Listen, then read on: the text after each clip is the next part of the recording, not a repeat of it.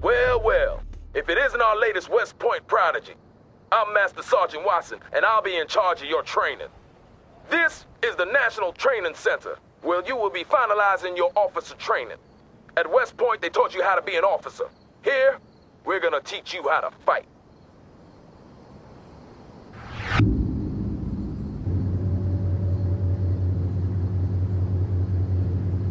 We'll start out with the control of the battlefield camera.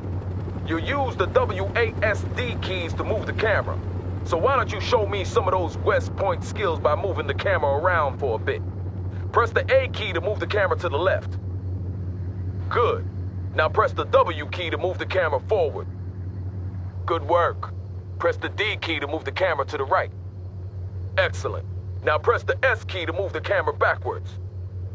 Well, what do you know? Seems they do teach you some useful stuff at West Point after all. Next up is camera panning and tilting.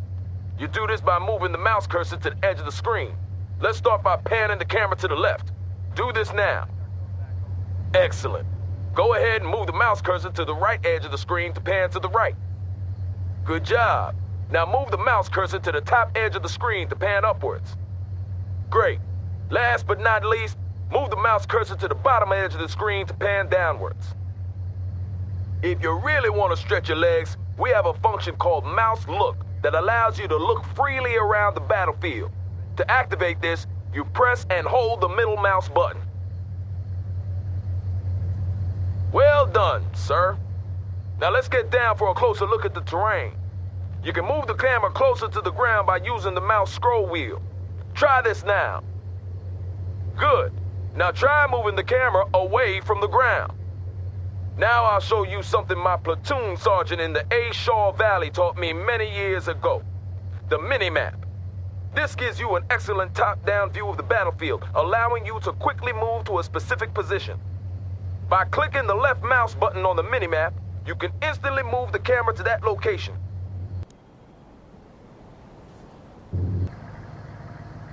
Impressive. We have just one more thing, and then we're done for the day. See that red circle? Show me what you've learned by moving the camera through it.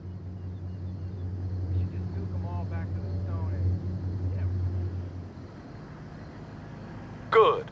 Now move on to the next one.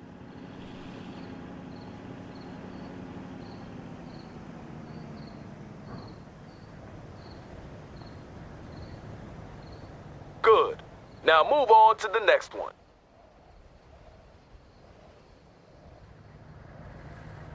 Good.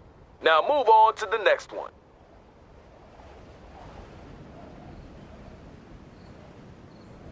Keep this up, we'll get you shipped to Europe in no time. I hear they have a real shortage of junior officers there.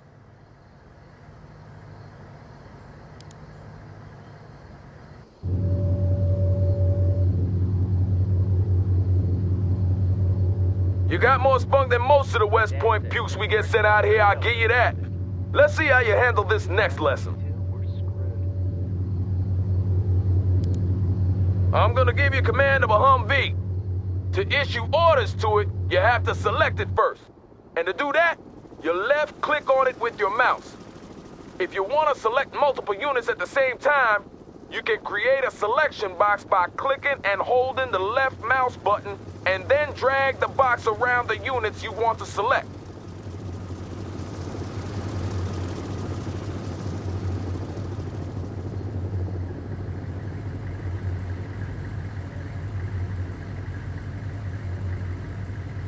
Good. Now with the Humvee selected, you can start ordering it around. To issue a move order, select the Humvee and then right-click in the world where you want it to go. Good. Now I'm gonna teach you about transports. For this part of the exercise, I'll give you command of an infantry squad along with the Humvee. Select the infantry squad and order the soldiers to enter the Humvee by right-clicking on the Humvee. Fit for fight, sir. I heard the Moving Russians into the tried to land transport. on Iceland, but our Marines there stopped them. Wow, that must have been some battle. We're all in the transport. Good. Now, since the infantry squad is inside the Humvee, you can no longer issue orders to them. However, you can move the Humvee around as usual. To unload the infantry squad, simply select the Humvee and click the unload button on the order pallet. Try that now. Ready to repair. Well done. Now let's move on to combat. Not for real, though. This is a simulated exercise and the OPFOR will be your enemy. I hope you didn't wet your pants there. To tell a unit to attack, select the unit you want to use and then right-click on an enemy unit. See those units there? They don't seem too friendly, do they? Well, what are you waiting for? Light them up! Fit for fight, sir. Covering fire.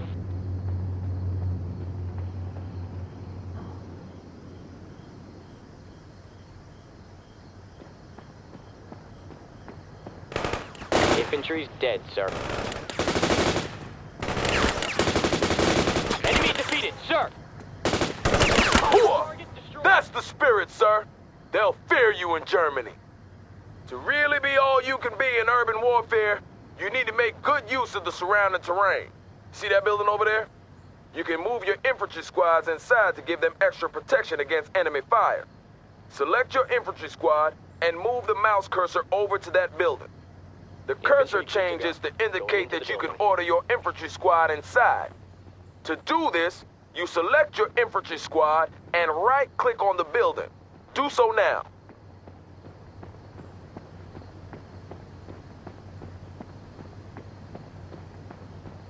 Good. With your infantry squad inside the building, it becomes much harder for the enemy to spot you. And your men will also take less damage from incoming fire because of the cover that the building provides. Let's see what happens when this enemy vehicle tries to speed past your infantry squad.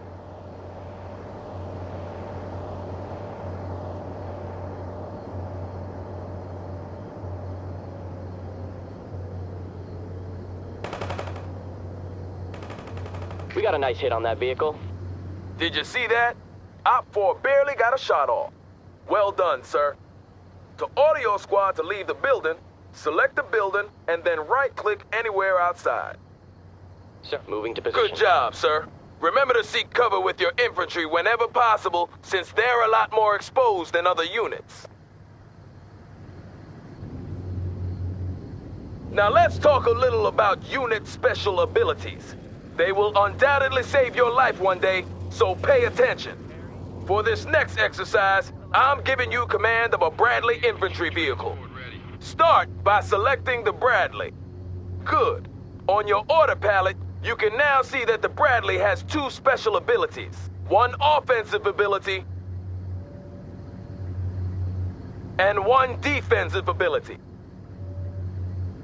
You're so full of it. The offensive ability will help you kill hostiles faster, and the defensive ability will help you increase your unit's survivability. All special abilities have a cooldown timer. This is the time it takes for the unit to reload the required munitions or catch their collective breaths. This means you'll have to use that think box of yours to decide when to use each ability. This Humvee will only take damage from your offensive ability, so don't bother shooting at it with the chain gun.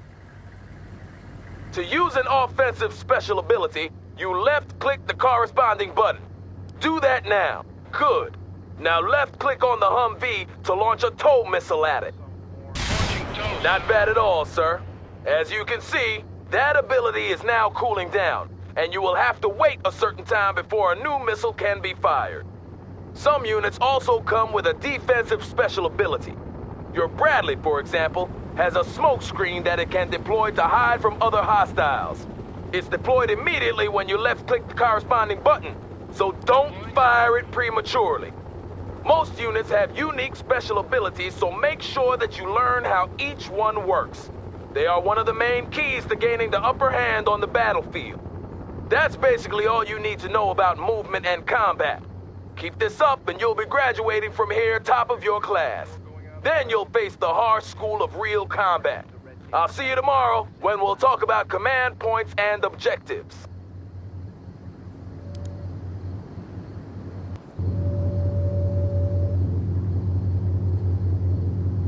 So you haven't quit on us yet.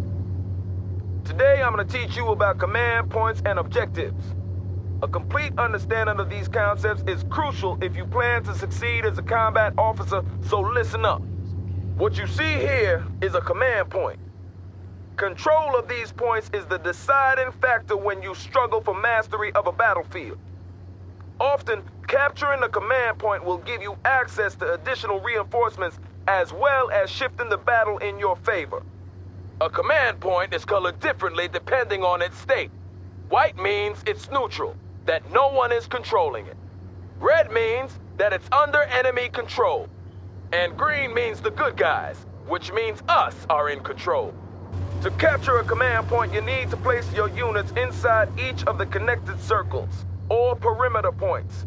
And when you've done this, the command point will be yours.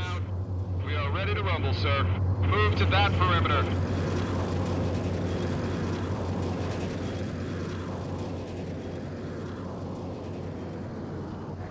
Well done, sir.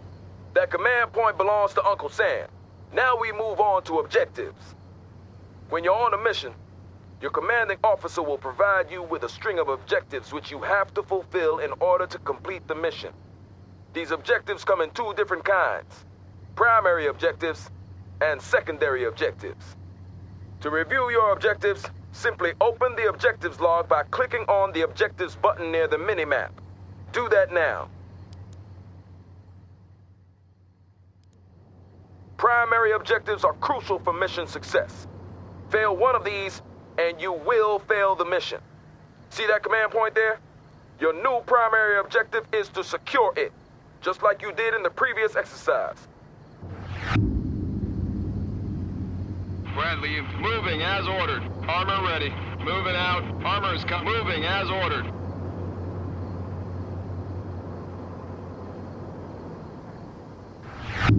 Well done. Primary objective completed, but you're not done yet. As I mentioned before, you will be given both primary and secondary objectives. Secondary objectives are optional, but you should still try to complete them. You won't fail the mission if you ignore them, but promotions and other rewards might be slow in coming. When you complete a secondary objective, you will often be rewarded, and trust me, you will need whatever edge you can get if you're hoping to get by when the shooting starts. Now for the actual exercise. Your primary objective is to capture that command point, and your secondary objective is to eliminate that infantry squad. Get moving, sir. Armored transport reporting in. Attacking the enemy.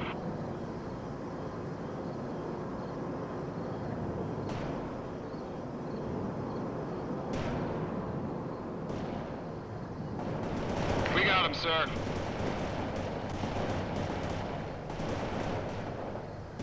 Good shot. Keep it up. Target destroyed. Consider it done, sir. Taking the perimeter. Driving to coordinates.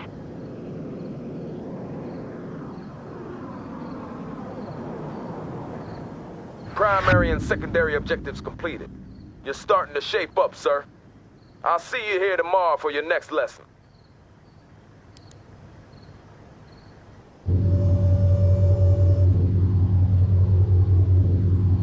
Seems you're determined to make it through to the end, sir. Doing very well. I guess you're eager to get to Europe and do some good. That fleet too? Today I'll teach you about reinforcements. It's the inevitable rule of war that men get hurt and die. But as a commander, you must stay focused on the big picture and complete your objectives. And for you to be able to do this, your commander will give you access to reinforcements. First off, you need to activate the reinforcement menu. Press the reinforcements button now. Good. Your available reinforcements are shown as points. The left-hand column, you can see the amount available. In the right-hand column, show you the amount incoming. The available points are ready for you to use. You can spend them on units and then have these units delivered to the battlefield. The incoming points will be added to your pool of available points over time. Each unit has a point value tied to it. This is the amount it would cost you to order down one such unit. That Bradley IFV, for example, costs 750 reinforcement points and about 3 million taxpayer dollars.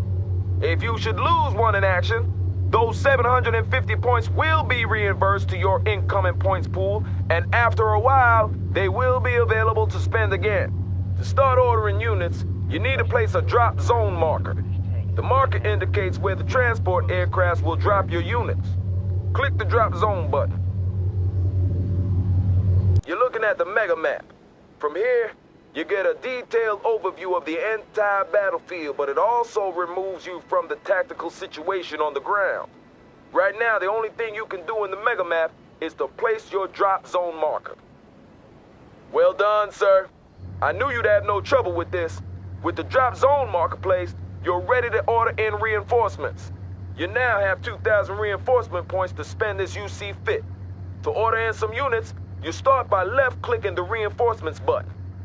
Left-click on a unit that you wish to purchase. Clicking on a unit multiple times would add multiple units of that kind. To remove a unit, simply right-click on its icon or left-click on the unit icon in the order box below. You can see your current order in the order box along with the total cost of your order. This amount can never exceed the amount of available reinforcement points, so choose wisely. When you've completed your order, you click the deploy button. Do so now. It'll take some time for your reinforcements to arrive since they're being brought in by air. Plan your reinforcement orders accordingly. Superb job, sir. Only one more day until graduation. I'll see you back here tomorrow.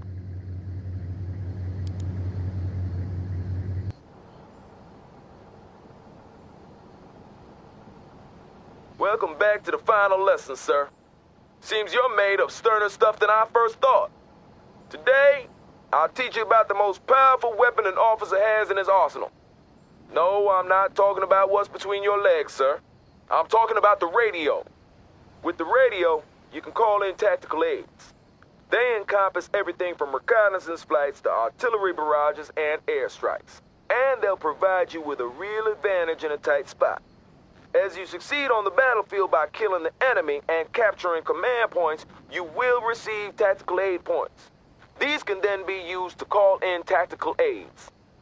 Today's your lucky day, though, because you will be provided with a steady stream of tactical aid points regardless of your battlefield performance. And to spice things up a bit, I've ordered the I-4 to place some hostile targets for you to practice on.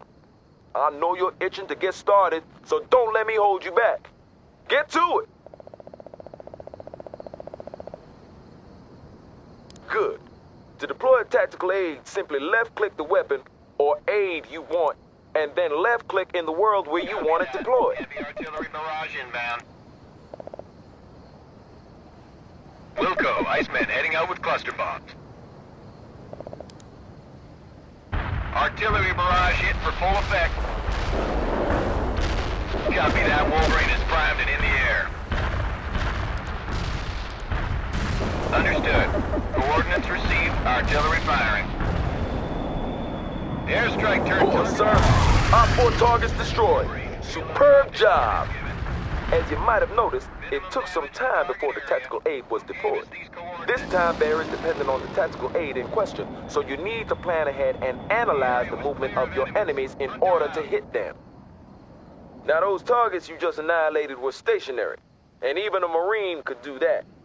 To be really effective, you need to learn how to hit moving targets. So let's try it again. But this time, we'll have moving targets to practice on. Get to it.